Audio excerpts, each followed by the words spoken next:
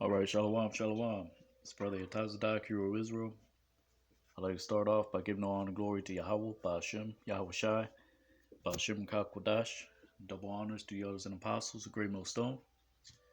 Right? Today we're going into Deuteronomy chapter 14. Right? It's going into the dietary portion of the law. Right? Giving honor and glory to Yahweh, Ba'ashem, Yahweh Shai, Ba'ashem Kakwadash. And double honors to the elders and apostles, a great millstone. Right? So start at verse 1. Reads, Banaya Atham, La Yahweh Allahayakam, right? Which reads, Sons you are to Yahweh, your power, Allahayakam, La'a, Ta, Ta, Tagadadwa, right? You will not cut yourselves, Wala'a, Ta Shayamwa, and you will not place baldness, Quaracha, between Bayan, Ayanyakam, between your eyes, for the dead, Lamawath, right? So, sons, you are to Yahweh your power, right? To the Lord your power, you will not cut yourselves. You will not place baldness between your eyes for the dead, right? Which was a Canaanite-ish custom, right? The scarring of the face, right? And this includes, right? Right. For example, the account of the priest of Baal, Salakia. They started cutting themselves, gashing themselves, right, in service to their idol, right, which is just an idol, right. They call them gods, but they are nothing but idols. Scriptures say that the gods of the heathens are idols, right. Which you still see today. You see the Canaanites doing it, which are the sons of Ham. You see certain Ishmaelites, right, in their countries. There's certain ceremonies where they're slashing themselves in the back, which that's what gadad really means, right? It means to cut, to gash, right? That is also where you get the name Gad's name, which means fortunate or fortune. It also means troop, right? So let's analyze that word, right? So when it says you should not cut yourselves, I mean it's talking about various things. You making marks upon your body by cutting yourself. That includes cutting yourself and offering unto an idol, right? Which was done in early Arabia, right? You had little stones that were set up by the ancient Arabs, which they would gash themselves and then pour the blood in a basin which was above their idol stone, right? And it's still being done today, most likely. And the other heathens, they probably do something similar, right? Because they're reprobates. So yeah, I mean, it goes into cutting yourself. It goes into cutting yourself for the service of an idol or for the dead, right? You still see Northern Kingdom, they do that, even Levi, Levi does that, so they're off too, right? And baldness between your eyes, right? That goes into making, offering unto the dead, unto an idol, right? By cutting between your eyes, right? Or, I mean, even, what do you call it? Tattoos, because you're cutting, you see certain jakes with tattoos between their eyes, and their forehead, that's forbidden, right? So let's look at that. Deuteronomy 14:1. Salaki. Deuteronomy. Let's just open up a new page.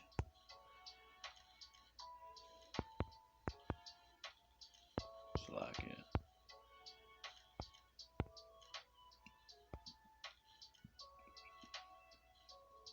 Um, Deuteronomy 14.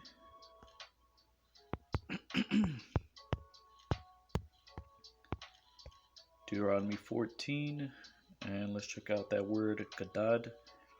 You know, because I mentioned before that gadad or gad, which is where you get the word gad, means fortunate. So I'm going to show you, you know, because not only is it in secular history, because there's a Mesopotamian idol named Gad, which is where the word God comes from. You know,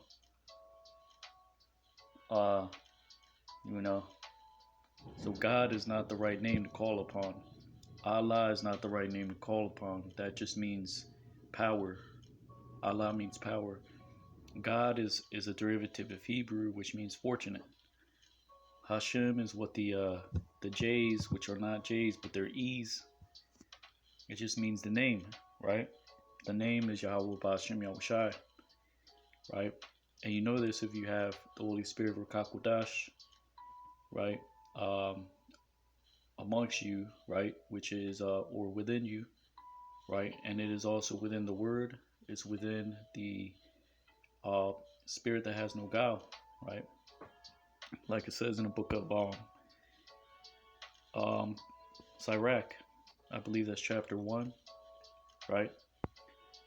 But anyways, Hebrew, Jacinius, Chaldee lexicon, right? Which is a Chaldeic, right? It's called Hebrew Chaldee lexicon because the Chaldeans, right, are the same ones that spoke Aramaic or Amharic, which is the Proto-Ethiopian script. You know, Syriac, right, which was a Chaldean language. All these things are where you would call modern day Iraq and surrounding areas, right? Which is where the 5 sons of Shem dwelt in, right? Keep in mind, right? And out of those 5 sons came the lineage of Abraham, Isaac, and Jacob, right? So, Salakia. So Gadad, right? The Arabic says Gadad, same thing. To them it means, because there's the Ga, the little W means the Dad is twice, Gadad.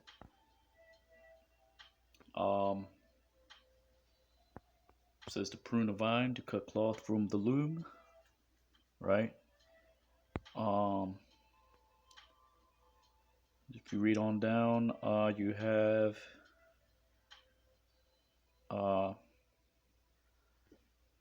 Persic, which is, I believe that's, I don't know how to read that one. I believe that's, let's see real quick. Not really that big deal, but just so you can see how I figure these things out.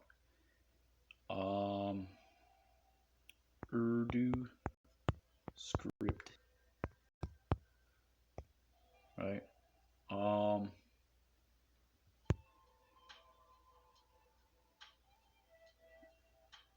Let's see how that's pronounced. Let's see, which is basically like Sanskrit, you know. As you can see here, it's the language that creates a gap between East Indians, which are Elamites, and the Arabs. It's called Urdu, literally meaning 2 camps, the language of 2 camps, right? So let's see what that is. Looks like it is, damn, I don't think it's here.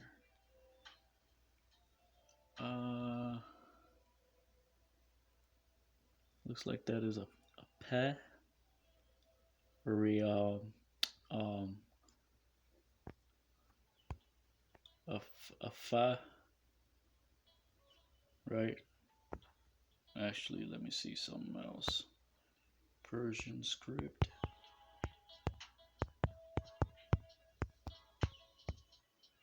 Um, right, which is when you write it, it looks like an Arabic, but it's more squiggly. Let's see.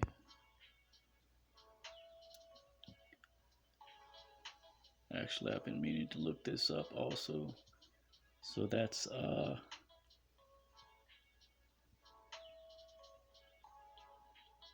thif, thif, or uh, he.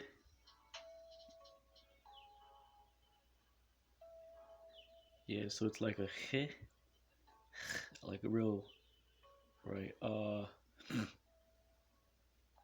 So he sounds kind of suspect. Um, right. So it would be heyaden, heyad, heyaden, meaning to cleave. Right. That's this right here. Heyadan, or the Arabic says hawadan, right? From the idea of cutting, but right, it's really gadad, right? Um, so it says to break in upon, penetrate. Three, the third definition says significance of lot, fortune, right? Fortune, right? Which is where you get the name Gad from. And if you look closely, right, that looks like a Native American with long hair, so it's spiritual, right? Same with the Paleo Hebrew, which is the Phoenician, right? It looks like this is the Ga, this is the Da. This is it would be like an Indian's head with the feather or the hair. The feather would be that up top. Here it's just the Indian and the long hair, Native American, right? Um, for example, let's just type in Native American.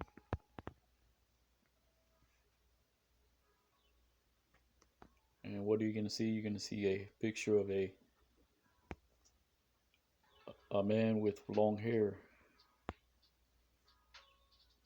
right? Which is a sign of Gad, right? Which is his name, which is his seal, right? Because it's an attribute. Your name was just not a name in the ancient world.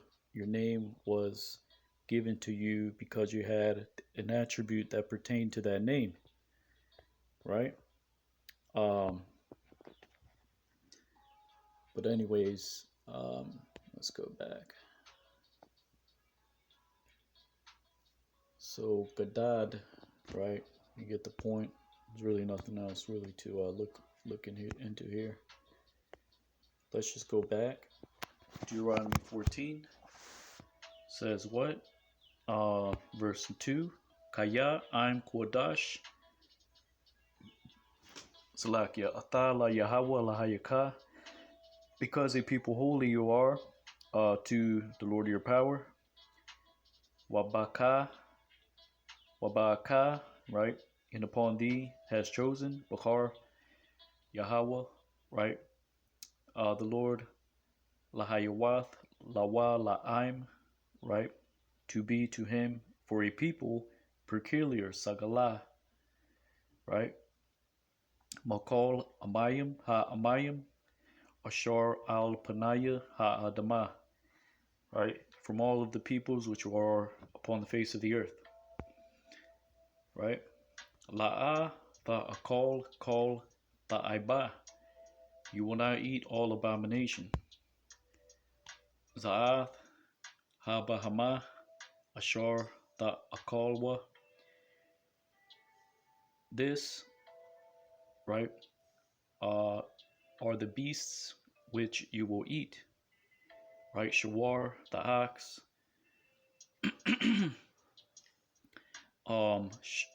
Shah, the ox cattle, right? Because there's different types of ox, right?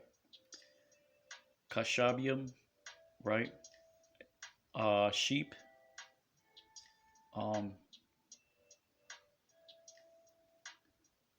right? Because kabash and kashab are interchangeable, just like shalama and shamala, which means clothing, right? And that's in the law.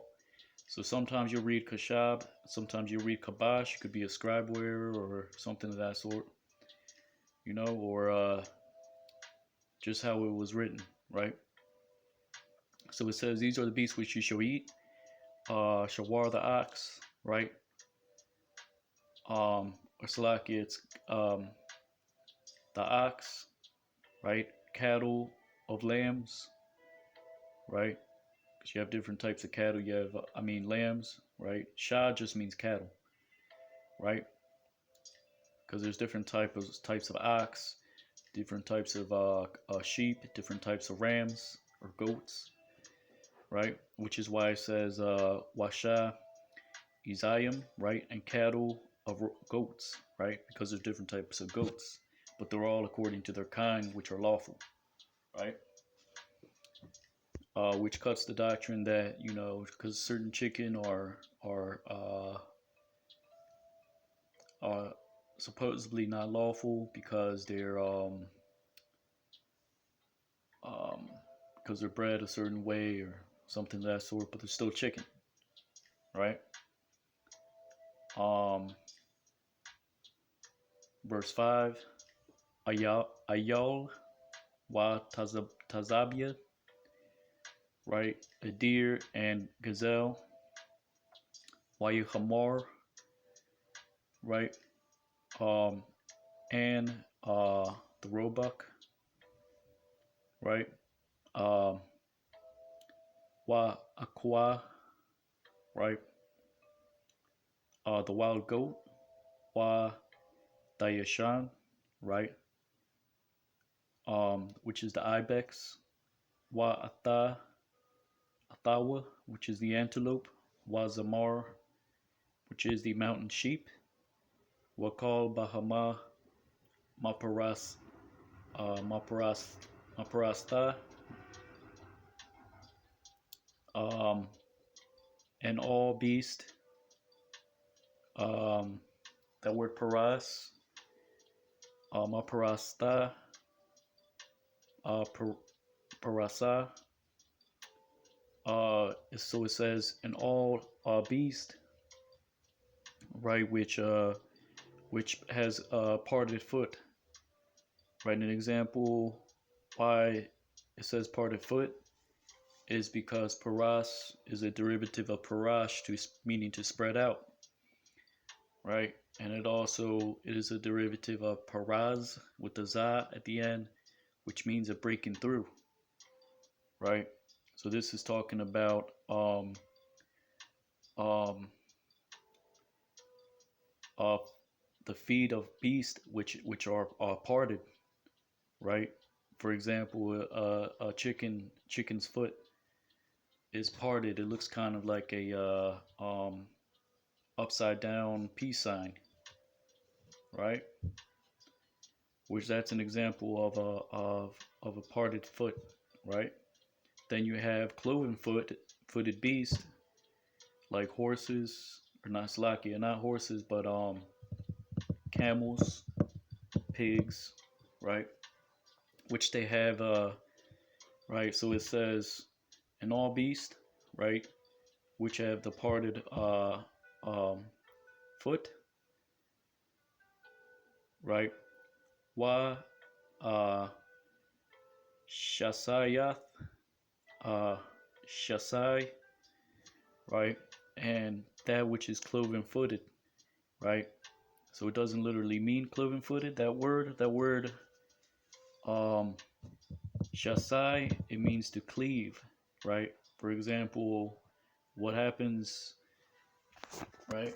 This is an example of what you would call parted foot, paras, right? This is a paras, parted foot, like a chicken's foot. Here's claw, right? That's paras, parted foot. Then you have a cloven foot, which is shasai, literally means to cleave. For example, okay, you have a piece of pie, you cut in the middle, you cleave a piece out, so it looks kind of like cut from the middle, which is how pig's feet look. It looks like this, right? Because it's cleaved in the middle, which is that's what shasai means, right? So you get what I'm saying? Um, so it says in all beasts, right, which have parted foot and uh and um and a cloven foot, meaning it's cleaved in the middle, because that's what, right, shasai means, to cleave, right? And you read about that in Leviticus. You know, there's a certain way you would offer a turtle dove or a dove, right? You would cleave it a certain way. You mean you will part its wings and part it in the middle, take the guts out, or whatever the case may be, right? So it says Shataya, Paraswath, right? Shataya means two, right? Which is two, spread it out, right? Which is like how I explained how a cloven foot is. It looks like it's spread in two, right? Ma'alath Gara, right? Ma meaning of, Ilath means ascending or brings up, Gara the cud, right? That's what Gara means, a cud, which is this is what a cud is. Slakia. Not like cut, like you've been cut. Cud, C-U-D. Cud of cows, right? I'll show you what it means. Right, cud of a cow. Let's see. Which is called the rumen, right? See if this looks a little bit more, makes a little bit more sense. So let's see, purpose of cow rumen, right, which is also known as cud. The rumen on the left side of the animal is the largest stomach compartment. Because this is several sacks, it can hold 25 gallons or more of material, depending on the size of the cow. Because of its size, the rumen acts as a storage or holding vat for feed. Aside from storage, the rumen is also a fermentation vat, right?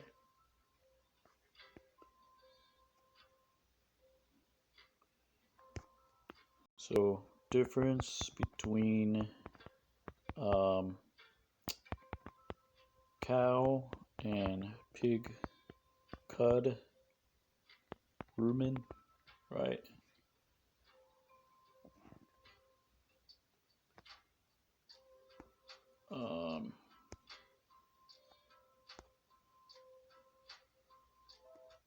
So it says the stomach differs in structure between pigs, ruminants, and poultry. Pigs have relatively simple single-chambered stomach.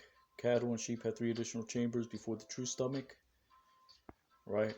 Do pigs have a rumen? Pigs are not rudiments. Getting back to nutrition and gastrointestinal anatomy. Keep in mind that pigs are not ruminants because they lack a rumen and fiber digesting microbes. Pigs are unable to digest fiber well, right? So let's see. What are the negatives of a pig not chewing the cud?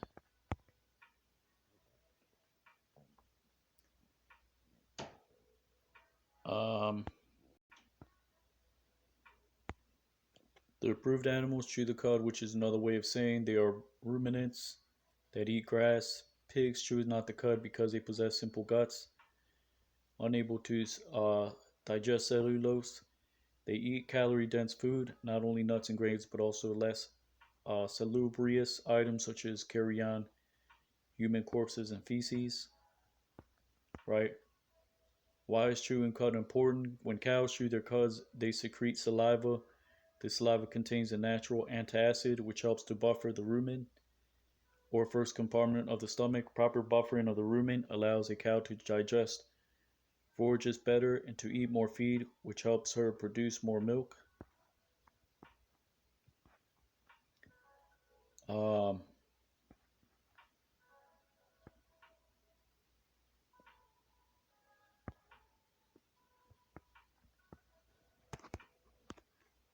so let's just type in why should you not eat animals that don't chew up the cud.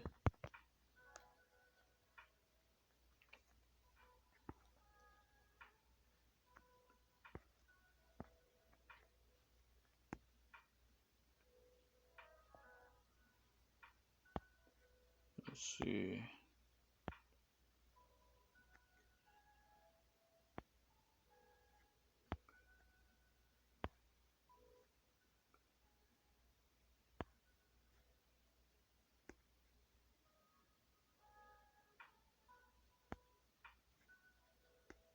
Let's see if we can get something right here.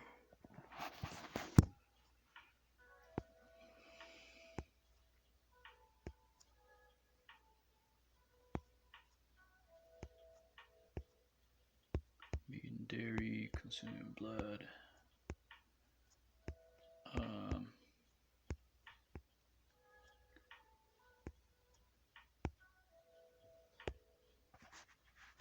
Basically, the animal is going to break down, if they have a cud, right, they're going to break down their food better, right, and it's going to, basically, they're more selective of what they eat, right, basically, right. Here it is. So the pig will eat anything, right? The cow, eats grass, has saliva, the rudiment, which breaks down the food properly, right? Pigs don't have, right, what do you call it, sweat glands, so everything they eat, right, it's kind of retains inside of them, right? So it says kosher animals and humans, right? Land animals that are permitted or kosher for Jews to consume are identified in the Torah portion by Re'eh by two distinct characteristics. Firstly, the animal must bring up its cud and chew it. That means that after swallowing its food, the animal must regurgitate it from the first stomach to the mouth to be chewed again. This regurgitated food is cud. Secondly, the animal must have completely cloven hooves. Right?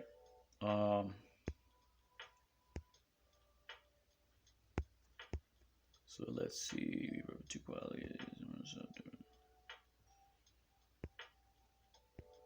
Hallmark.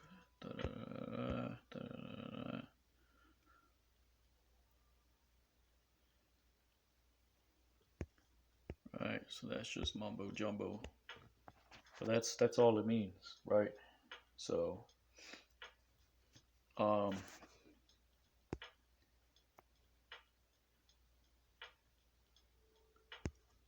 basically it goes into what they eat. It goes into how the food is being broken down. You can go into the science behind it, but overall, you are what you eat. So, if you eat, right, unclean foods, you're going to be unclean. You're not going to be healthy, right? And that's science, right? That's just, right? But anyways, that's the cud. It's in like an extra stomach, right? That helps break down the food a little bit better, right? Which cows and other animals have, right? So it says Bahama Atha Ta'akalwa. meaning upon those beasts you will eat, right? So verse 6 says, Wakal Slakia, and all of the beasts, right, which have parting in their feet, right, and are cleaved and have cleaved and have parted foot in the middle, right? Because that's what it is, a parting in the middle, right? But I'm gonna read it verbatim, right? And all beasts, right, which have parted foot, right, and um, um, which have a splitted foot, right, split it in two, Shataya Paraswath, right, that bringeth up the cud, Ma'alath Garah, right, upon those beasts you will eat, right. Akah, meaning however, Athaza, to this you will not eat of them, La'a Ta'akalwa, Ma'alya, Hagara, them that bring up the cud, these are the ones that you will not eat, right? Ma, Wama, Maparayasaya, Haparasa, right? And of those, right, which have a parted foot,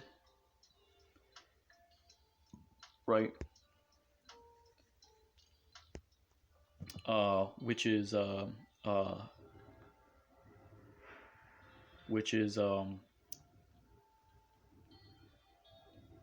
is cleaved through, right, which is why it says ha shasaya, right, to the camel, ata hagamal wa ata ha aranbath, right, which sounds like, which is the hare, right, which is like a rabbit, you know, and that's Spanish. In Spanish you would say rana, which means rabbit. So there's a remnant of Hebrew in that, right? Just like in the previous video, I brought up that the word Paul, which means a mound, right? Because the children of Israel, they disobeyed the command of the Lord to stay in the camp and not ascend up to the mountain of the Amorites to fight the Amorites, because they were convinced that they would not be able to fight against them by the 10 spies, right, which was not including Joshua and Caleb, right?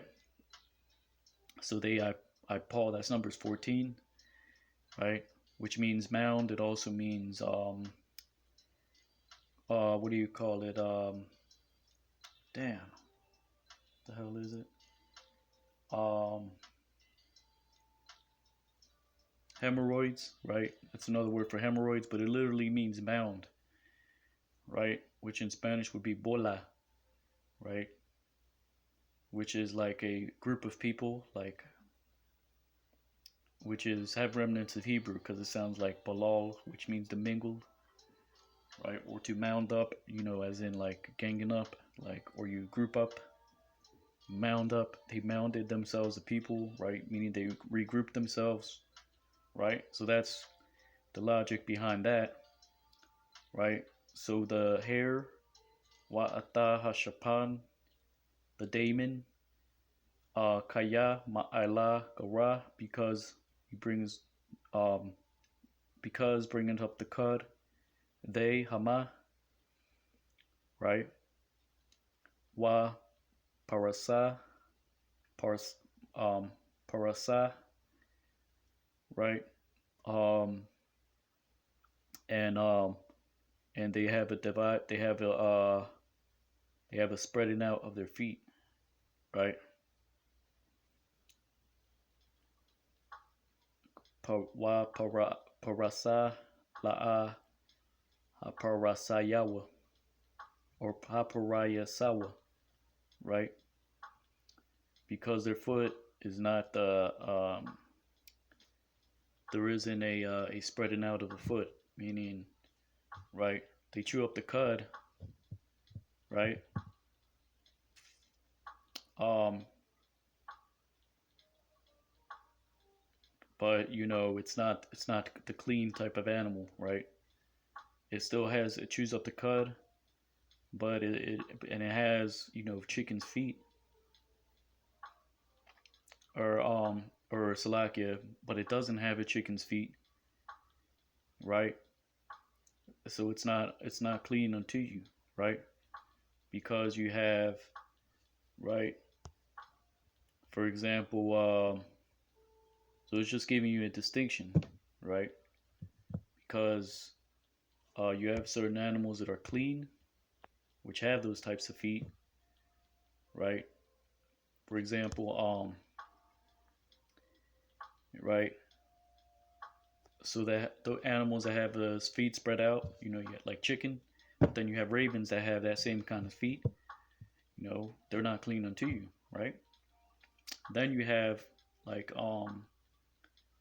horses. They have a parting of the feet, but they don't chew the cud, so they're not clean for you, right? And so on and so forth, right?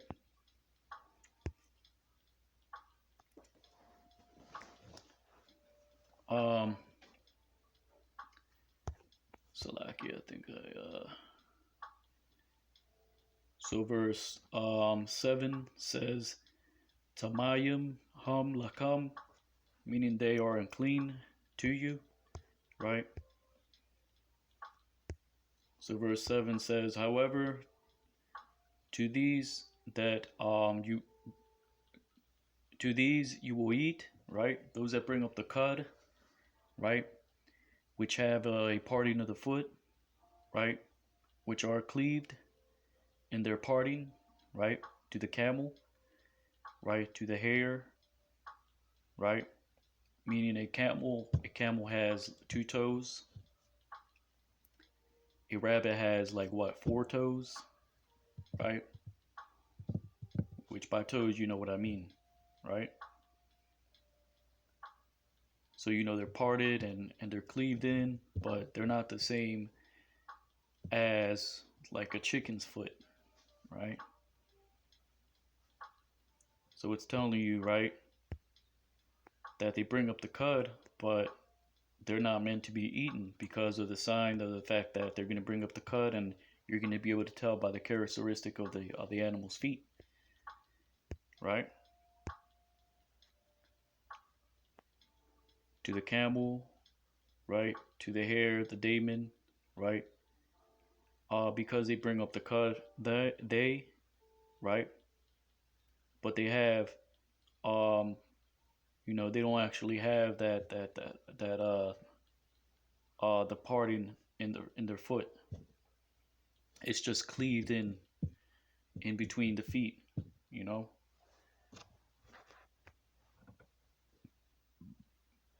So they are unclean unto you, right? An example of that, which is an animal that has, like it says here, right, which have a parting of the feet, right, right, that they are cleaved in between, right, just to show you,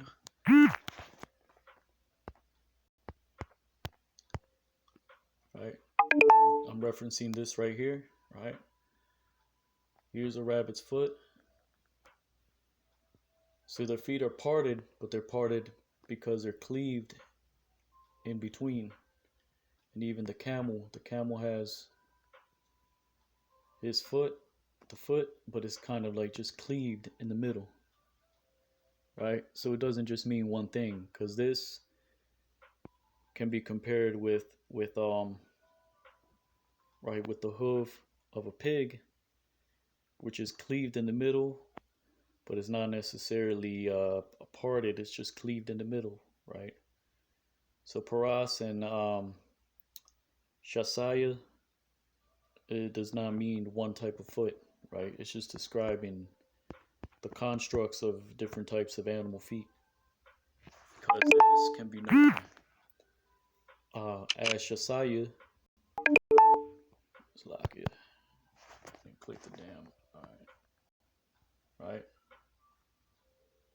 Shasaya, right? Because remember, what's like not Shasaya Paras, because it's spread it out. It's spread out. That's what Parash really means, which is what Pharisee means, to spread out. Parash would say there Paras and Parash are the same, has the same meaning, right? But the reason why I drew the first picture is because what you read here, Salakia, describes this, right? Now describing this, in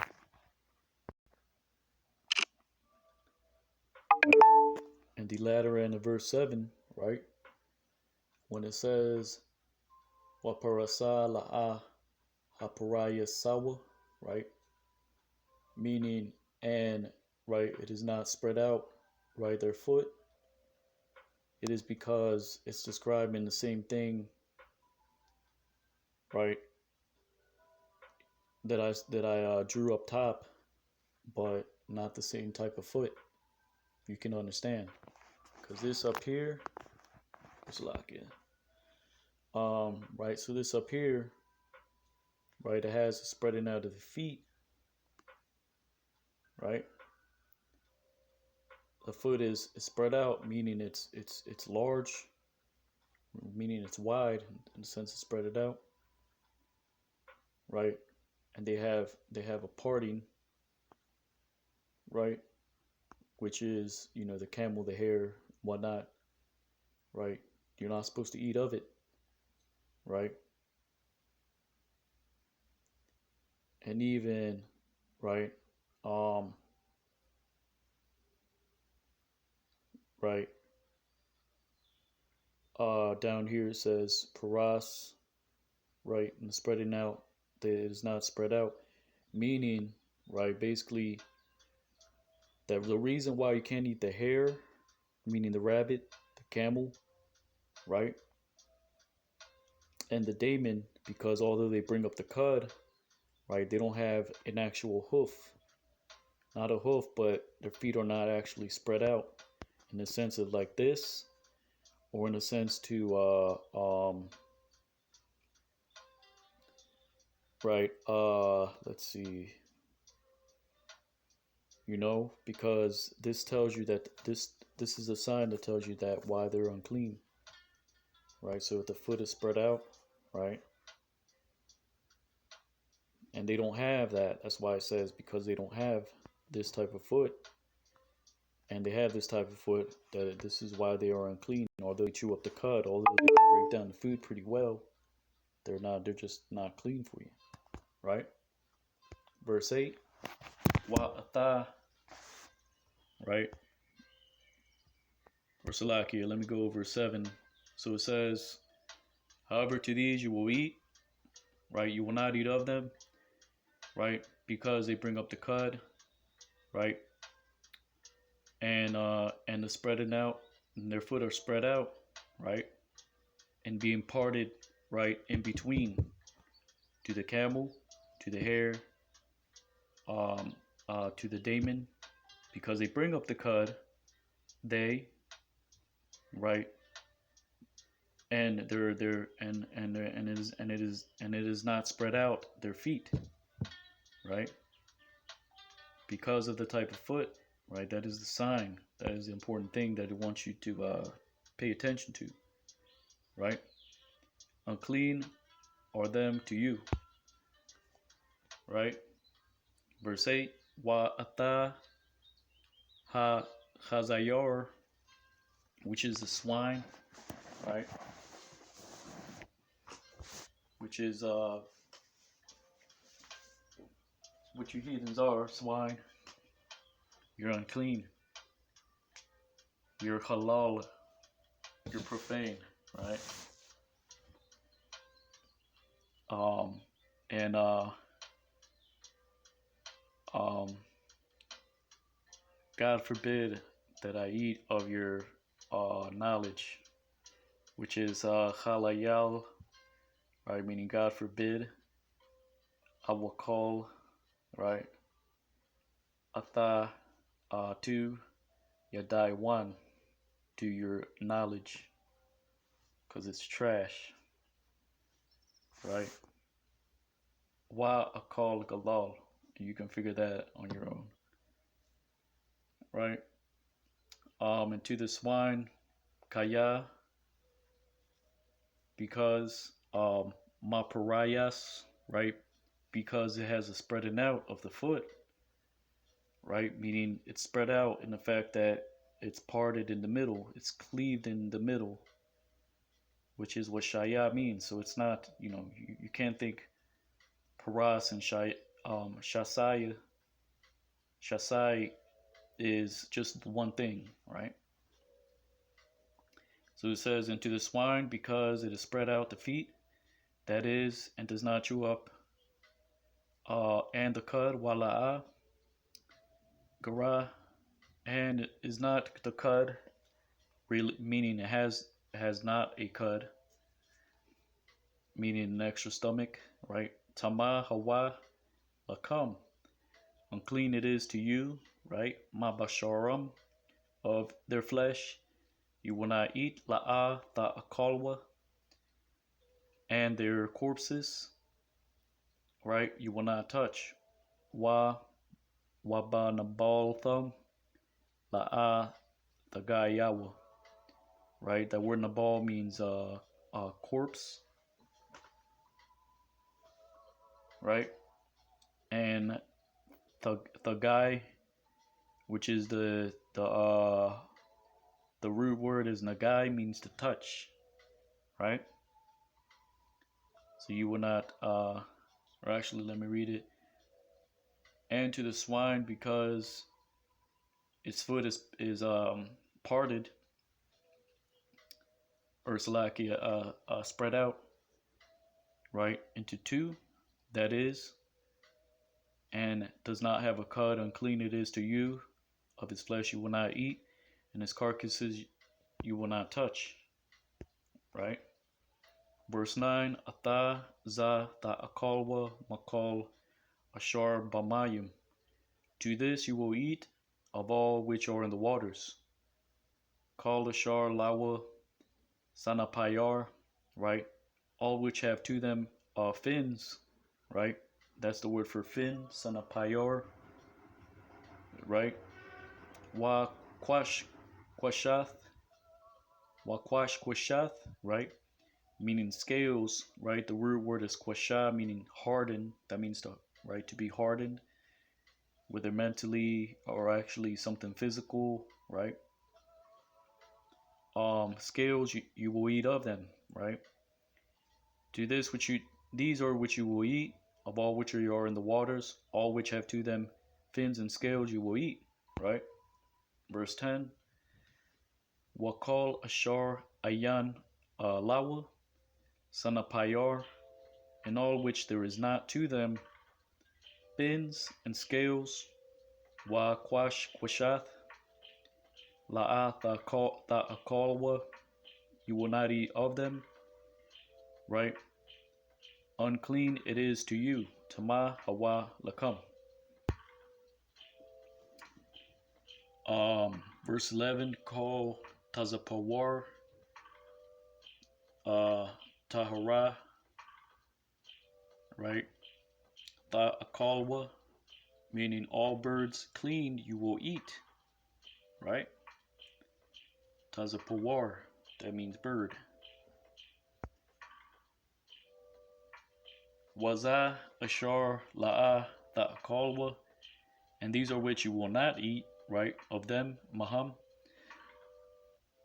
Nashar, hanashar, the eagle.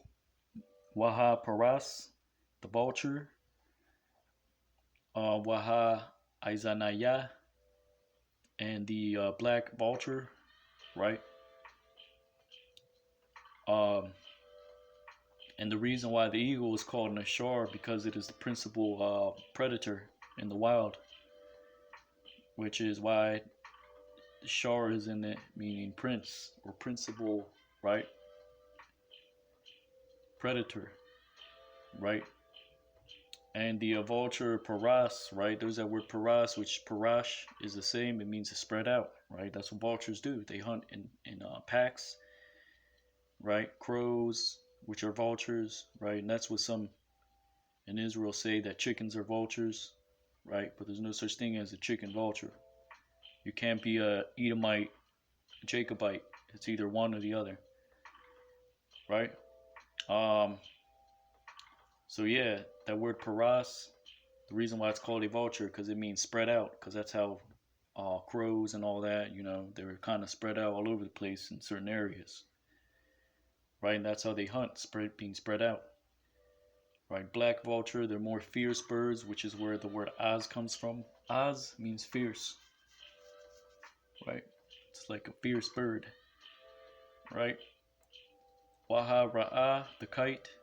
Wa'ata ha'aya, the falcon, right? I mean, the kite, maybe because they just look a certain way, which is why ra'a, it just means to see. The falcon, right? Aya means where, right? Because falcons are pretty fast, you kind of like where to go, right? They're really not that detectable unless you're, out in the wild. You got some um you're actually observing very closely what's going on in the wild. Wahadaya in the buzzard, right? According to its kind. Lamayana, right? Verse 14. Wa'atha call Irab Lamayanwa, right? And to the raven, according to its kind, right? Now that word mayan, it means according to their kind or a species, but it's really a derivative of man, meaning from, meaning it's from that species, right? So it's not super deep. It's not, the ma means water, and the water is hand. The hand, the na means seed. Water, hand, seed. Okay, that means, the bird is releasing into the other bird, right? And that's the water, and the hand is the baby, is the sperm going into the egg, grabbing the egg, fermentating it, or whatever you call it. And the na is the seed. See, na. That's what it says when it's going into the the semen is going into the egg. Nah. No, that's not what it's talking about, right? Mayan is just a derivative of man, right? It's not, that deep, right? I mean, that does sound kind of cool, and that might be it, but it's not super deep. It just means from, right? But you never know. That might be it, because them little sperms probably have fun doing that, I don't know. So I mean, I don't remember when I did that, right? Because I was just a tadpole, right? But anyways, Deuteronomy 14 and 15. Wa'atha bath haya aina, right? And to the ostrich. Wa'atha hatha hamas, to the nighthawk. Hamas means violence, right?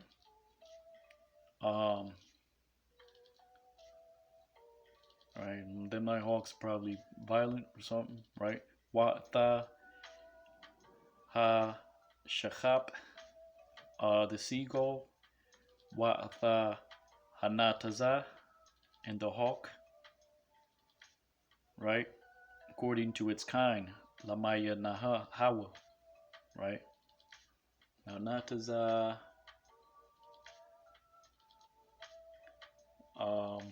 it means not taza, no. not non seed side. I don't know. No, that's not what that means. So that's the hawk, right? Um, I mean, it just probably means side, meaning the hawk is just always on the side hunting. I don't know.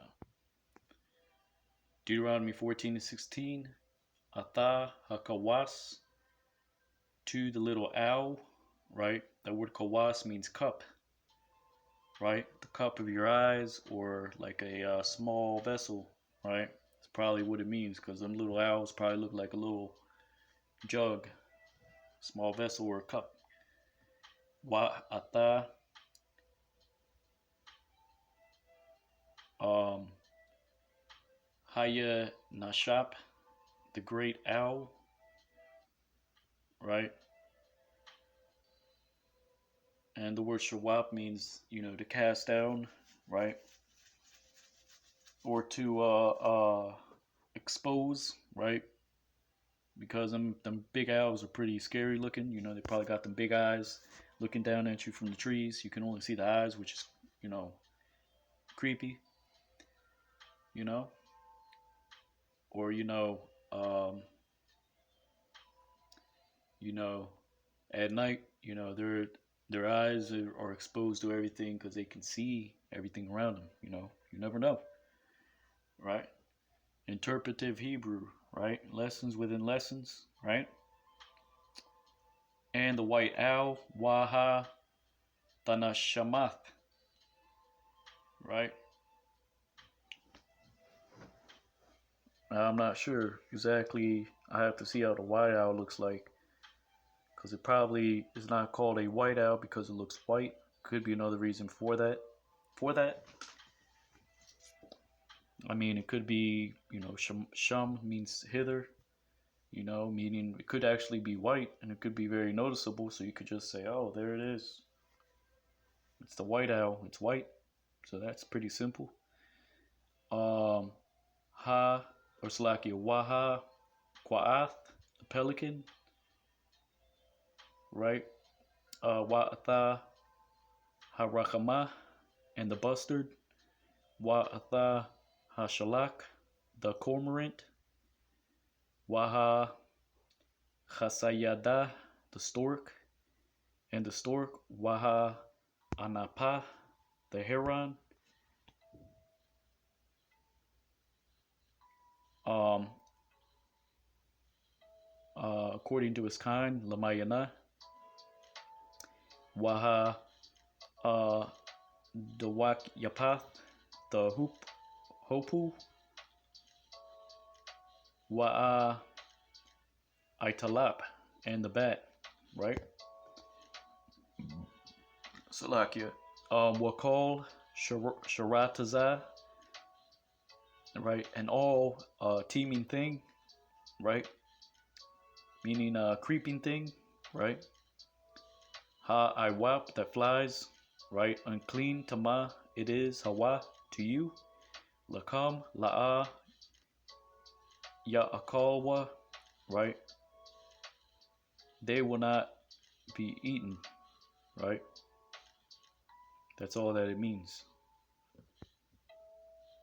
Verse 20, Call Iwap Tahar Ta'akalwa, all flying thing, pure you will eat. La'a Ta'akalwa, you will not eat of it, right? All corpse, call Nabala, right? Meaning roadkill, right? If you find a cow that's been ran over, right? You're not gonna eat it because it's roadkill and it's forbidden in the law. Not just because it's roadkill, but say, right? Say that car, on the hood of the car, maybe there was maybe a week before it ran over another cow, and the rot, it's all rotten on the front, right? So it runs over another cow, right? And then it hits the other cow, and it still has those that right those the rottenness of the other cow in the hood, and now it's on the other cow, and now it's infected or whatever the case may be, right? You can't just because you don't know what hit it, or what hit it, what it has on it, right? I could be you know or you get what I'm saying, like, or the right, or the right, there might be a car, a vehicle that hit a cow that went through a field of poison ivy, and now the field has poison ivy. You don't want to eat that, and if you do, you're gonna get sick, right? Or there might be some damn, you might hit a damn cow, and it might fall into a pit where there's a whole bunch of worms already there. Now the worms are crawling all in it. It might be all inside the cow, but then you just see the cow. You're like, oh, it's okay, but then it has all kinds of worms in it. You know, there's a reason why you can't just eat dead corpses of animals or roadkill per se, right? So there's a science behind every law, right? Verse 21, La'a ta'akalwa kal nabala lagar ashar bashayar yaka, right? You will not eat of all corpse to the sojourner which is in your gates, right? You will give to him ta uh um ta ta ta ta tanana, or slakia tha tana, right? Meaning you will give it to him, right? So our job is not, clearly in the law, is not to say to the other nation, look, you cannot eat this, you cannot eat that. It's in the law. That's gonna happen in the kingdom. They're gonna have to not eat it, right? So you can still let Moab eat his cat and all that.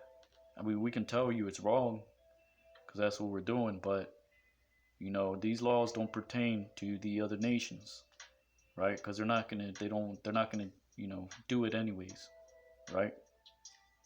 You're still gonna eat swine, and you nations are still gonna be defiled, right? Your mind, you're sick in the head. You have a mental illness, right? Um, that's not our problem, really. That's your problem. So the law tells you, right? So it's not on us to say, right, oh, to these other nations, you can't eat this, because Revelation 11 says what? Uh, Take a reed, right? Measure the temple, meaning teach our people, and that which is without, measure not, meaning do not teach the other nations, right? Our job is to teach Israel, right? And, right, that's it. Simple as that, right? So to the sojourner in your gates, you will give it to him, right? Wa akala, right? And he will eat it, right? Awa, or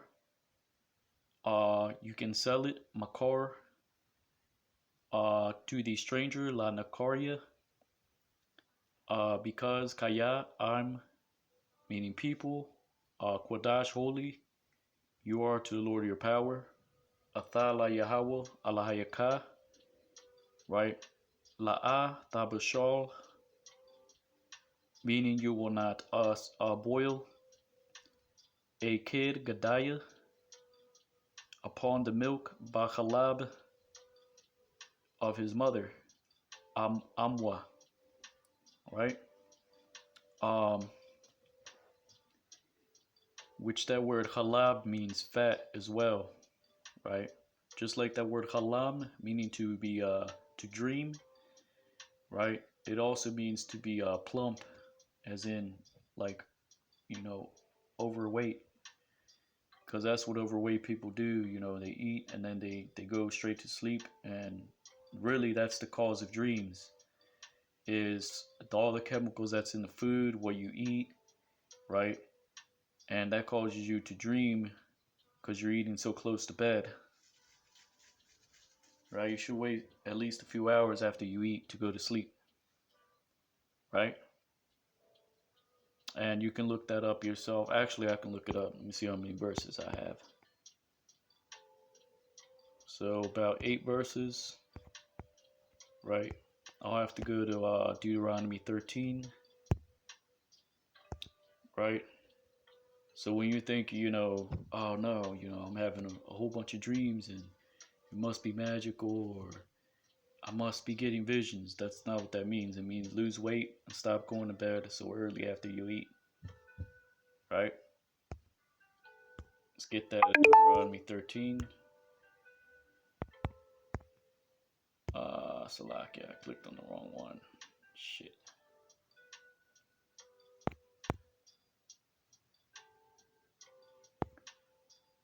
Um, let's see.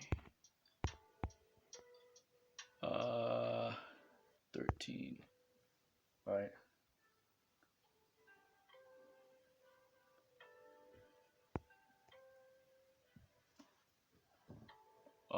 Let's see. Dreamer dreams. Right. Halam.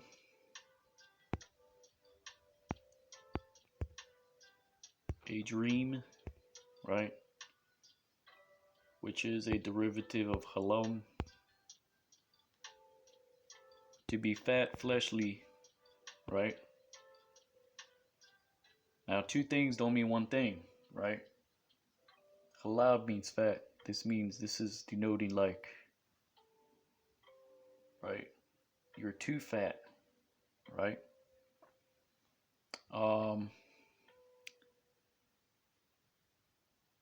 So it compares it to halab, right? Healthy, strong, dream, right? So it doesn't mean 3, 4 different things. No, that's not what it's talking about.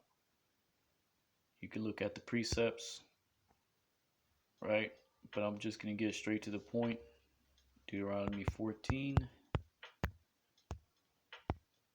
right? Fat ass, right? So that's how you say,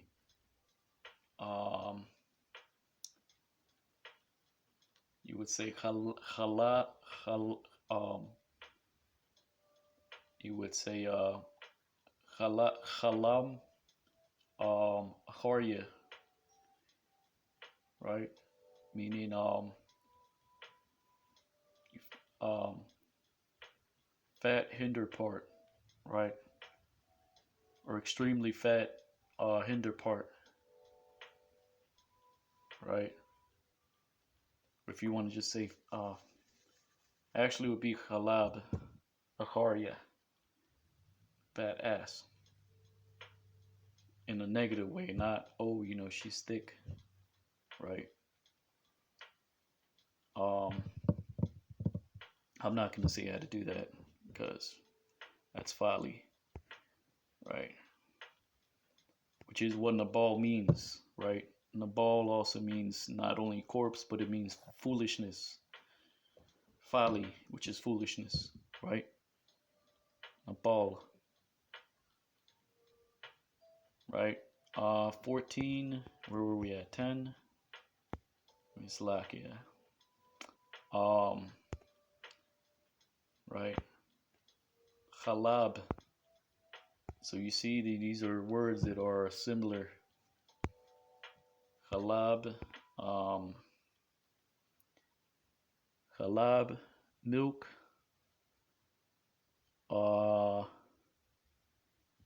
Let's see what else we get from here. Milk, fresh milk.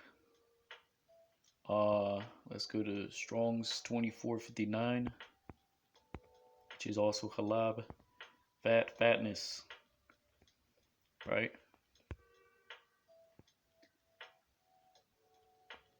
And I believe it means cheese as well, because cheese is milk.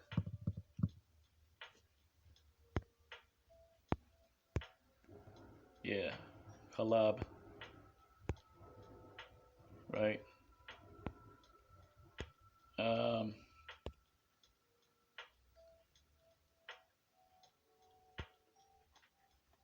so let's see what we got for halab.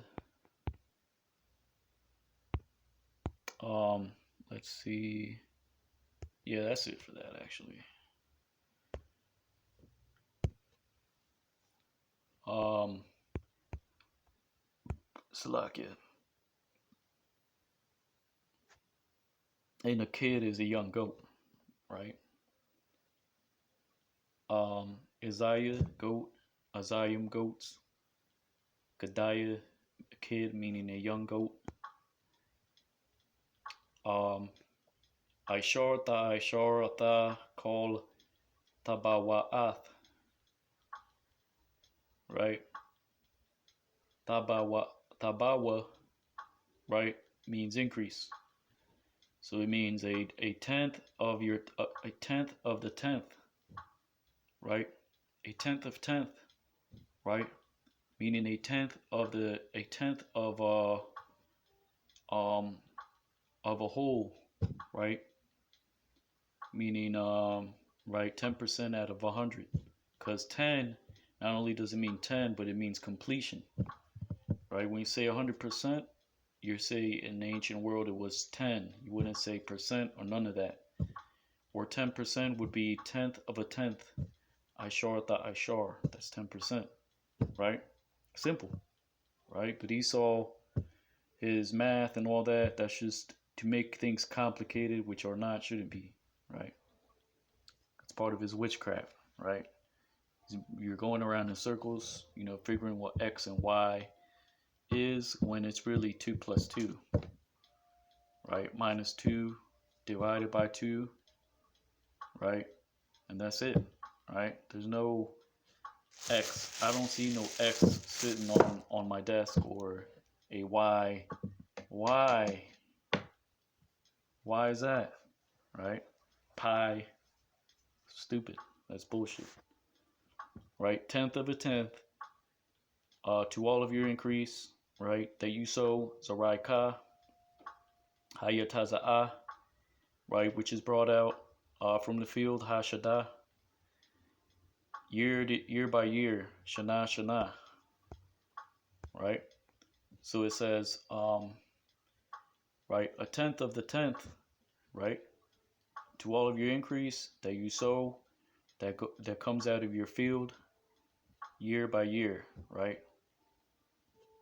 Meaning you're gonna tithe a tenth, 10% of the what you sow year by year. Wa akalath lapanaya Yahweh lahayaka bamakwam, and you will eat before the Lord your power in the place which you will choose, Ashar Yabahar, to dwell, Lashakan, his name, Shamawa, hither, Sham, Ma'ashar, of the tenth, right, of your threshing floor, the Ganka, your new wine, Tayarashka,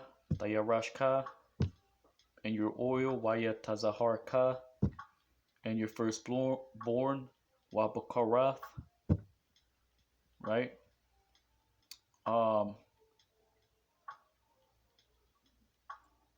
Bakwarka, right, your herds and your flocks, Wataza Anka, Lamayan, right, so that you may learn the Lamad, to fear to the Lord your power all the days, right?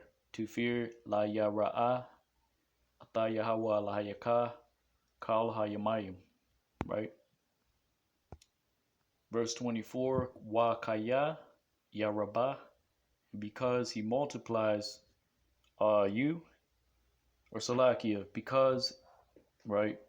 Wakaya, meaning and because, um, um, Yarabah, right? Um, they should be much, meaning the things, your cattle, right? Your corn, your tithes and all that, because it is too much for you to carry, right?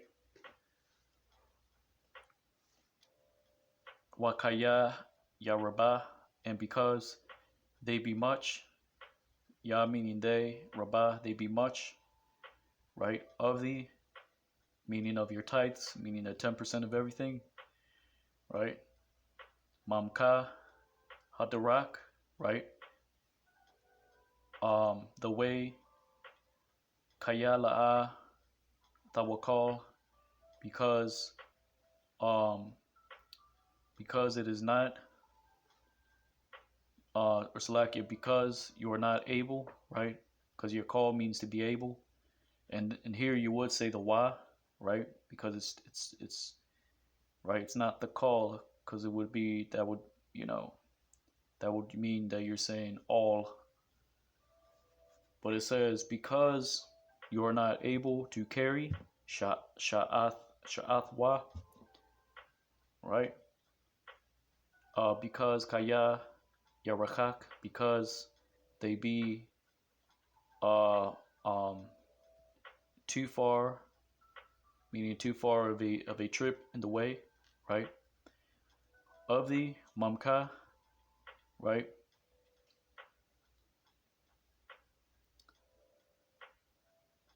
Uh Hamaquam, the place, right? Ashore, which he will choose, right? The Lord, your power, Yabahar, Yahweh Hayakah, right?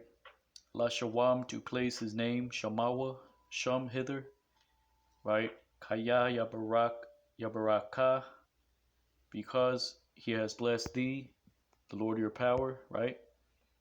Yahweh Lahayakah. So it says, um, Versalaki, this actually says, and because it be much to thee, right? Meaning your things, right? Versalaki, the way, the trip, right? Because it's too much for you to carry, meaning not you have too much, but it's much for you to carry for pilgrimage, right? Which you would take to Jerusalem, and which is why you read in the New Testament that Yahushua overturned the tables, right? Because they were sitting there in the temple, right, doing their merchandise, right, so they can meet all those that were flowing to Jerusalem, right, to keep the high holy days, right, because they would have to meet them in the temple because that's where they were going. Instead of setting up shop outside or nearby, right, they did it inside the temple to get, right, the flow, the most of the people, right, to take which they had bound in money and spend it for sacrificial animals, right, every high holy day, right. Yahushua was not pleased with that, so he overturned the tables and made a small scourge, drove those that were selling, right, in the temple, right. So that's the story behind this verse, right, which is why, right, and Jeremiah quotes it as well. But it says, and because it be much to thee, right, the way, meaning it's too much to carry, right, you have too much animals, right, and it is much, right, it's a burden to carry all those animals, crops, and all your oils if you were very, very rich back then. So it's more than one way. It's denoting much as in it's much to do, right? Right? And because it is much of thee the way, right? Because you are not able to carry, right? To carry them, right? Me as in carry those things that you were going to tithe, right? Because it is afar off of thee the place which you will choose, the Lord of your power, to place his name hither, right? Because he has blessed thee, the Lord of your power, right? Wanathath, Wanathath, or Salakia, Wanathatha, right? Bakasap, and you will place it upon silver, and you will bind it, Watazawar, or Salakia, Watazarath, the silver Hakasap in your hand, Bayadka. So, for example, in the law, when it says that the law you're gonna bind upon your hand and your forehead as frontlets between your eyes, that's not literal, and this proves it because you're not gonna take your money and tape it to your hand. Okay, it's binded upon my arm. That's not what it's talking about, right? That's simple thinking, right? By binding it on your hand, meaning you're gonna carry it with you, right? And you're gonna tithe through executing your the buying and selling that you would use to tithe a tenth of your 10% of your increase, right? Wa halakath, right? And you will go to the place al hamakwam, which you would choose the Lord your power upon it. Ashar Yabachar Yahweh Lahayaka Bawa. Right? So it says, and you will convert it upon silver, meaning you will place it upon silver. Right? I'm just going to read it verbatim. And you will place it upon silver, and you will bind the silver in your hand, and you will go to the place which you had chose the Lord your power in it. Right? Wanatha, right? Wanath or Salakia, Wanatha, right? Wanatha ha kasap bakal ashar ta'awa, right? And you will place the silver, right? Or appoint the silver upon all which you desire. That word awa means desire to your soul. Napashka, babakwar upon herds, wa batazaan upon flocks, right? Because you would purchase, right, certain animals to offer up as sacrifice, and you would still eat off certain sacrifices, like the heave offering, right? Or certain peace offerings. Actually, let's get that real quick. Well, actually, I went over there. You can watch, right, the chapter 12. I believe that's chapter 12 video, right? So yeah, there's certain animals you had to purchase, right? You had to purchase for sacrifices, right? And you would eat off certain of the sacrifices because you would offer up certain body parts. Then you would eat other parts that some would be given to the priest, some you were to keep, right? And eat it in that place where you offered it. For example, the temple or the tabernacle, right? So you would buy herds, flocks, or you can buy herds or flocks for your own consummation, to consume them yourself, right? Babakwar, batazaan, wabayayan, right? And upon wine, right? For those that say you can't drink wine, waba shakar, and strong drink, and upon strong drink, because that's what shakar means. Shakar means reward, strong drink, right? That's what that means, right? Because you have certain super Hebrew Israelites that say you can't drink, right? I think in Islam you can't drink any at all, that's not what the Bible says. But in general, I mean, I think in India they just ban alcohol because Elon probably gets too wild. So yeah, wa bakal ashar tasha'al tasha'al ka, right, and upon which, right, you require, right? So in this context, right, sha'al means to inquire, but you can require something by inquiring of it, right? Napashka, your soul, and you will eat waka akalath, hither before the face of the Lord your power. Sham lapanaya Yahweh lahayaka, and you will rejoice. Wa shamachta, right? You and your house. Atha wa bayathka, right? So verbatim it says, right, and you will appoint the silver, right, meaning you'll spend it, right? And you will appoint the silver upon all which you desire you desire to your soul, upon herbs, upon flax, upon wine, upon strong drink, and upon all which you require, right? Your soul, which requires your soul, right? And you will eat there before the Lord of your power, and you will rejoice, you and your house. Verse 27, Waha Lawaya, Ashar Bashayar Yaka, and the Levite which is in your gates, you will not forsake, La'a Ta Izab Nawa, Kaya Ayan Lawa, because there is not to him portion, Halak, Wanachala, and inheritance with thee, I'm Ka. I'm meaning with, Ka meaning to you, or with thee, right? Ma Kwataza, Shalash Shanayim, Tatazaya, right?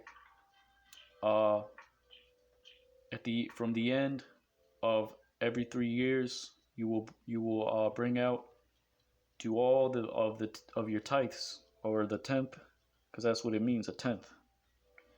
Ata call ma'ashar of your increase, tabawa tayak salakyu, tabawa'ath ka, right?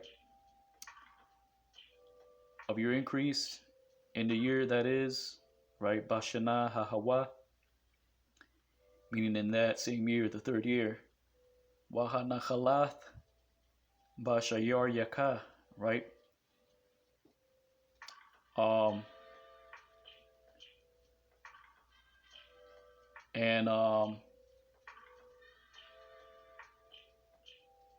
Right? Chana means your encampment, right? So it says, right? From the end of 3 years, you will bring out to all of your tithes of your increase in the same year, right? And right, that which is in your encampment, right, will be in your gates, right? Meaning you're gonna leave all your cattle and all your everything else. You're only gonna take the tenth with you, right?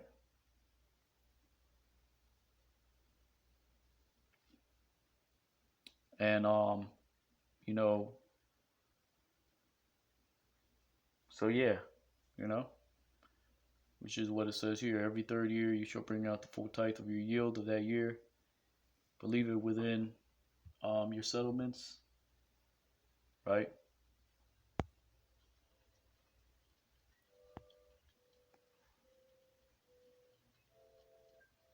Wa ba'a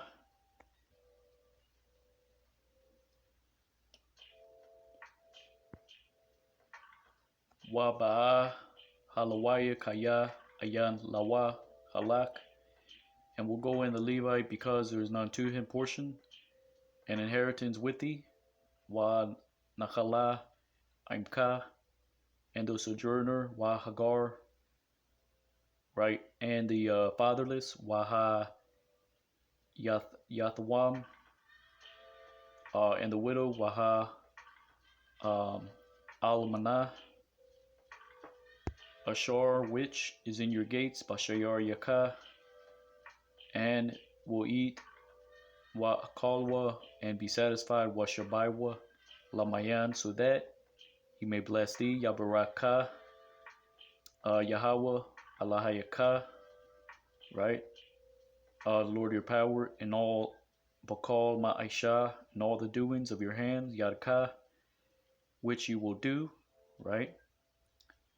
So it says, and you will bring in, and will go in the Levite, because there is none portion and inheritance with him, and the sojourner, the orphan, the widow, which is in your gates, and they will eat of it and be satisfied, so that he may bless thee, the Lord your power, in all the doings of your hand, which you will do, right? And that was the reason why every third year, right, you would bring out the of your tithes, right? Because some of those tithes, right, and you would do it year by year, which is why it says, Salakia, you would do that every year, right? You set apart a tenth of all the year of your soul that is brought out from the field year by year, because every year you're gonna have what? The sojourner, the orphan, the widow, the Levite, right, which are in your gates, right? Instead of those certain years, those between those 3 years, you're not gonna set up shop. You're not gonna be selling your crops, right? You're just gonna have it, and right, these are sojourners, or right, which are those that right are sojourning, right? The Levite, right? That includes the Levite. That includes other Israelites, right? Those that are sojourning, the stranger, the sojourner, the Levite, the orphan, and the widow, you would just, you would give them corn or whatever, right? So that's what it's like. Yeah, scroll too far down. So that was the point of putting aside a tenth every year, right? Salakia. This damn phone's bugging out. Right, so there you have it. That's Deuteronomy chapter 14 breakdown. And the Salakia, not breakdown. Bugging, it's kind of late. Deuteronomy 14 going into the Hebrew. Lord willing, you were edified. Brother Yatazadak, hero Israel. Giving honor and glory to Yahweh, Bashem Yahushai, Bashem Kakwadash. Double honors to the elders and apostles. Great millstone. Kwame Asher Allah, Abad Babal, and Shalom.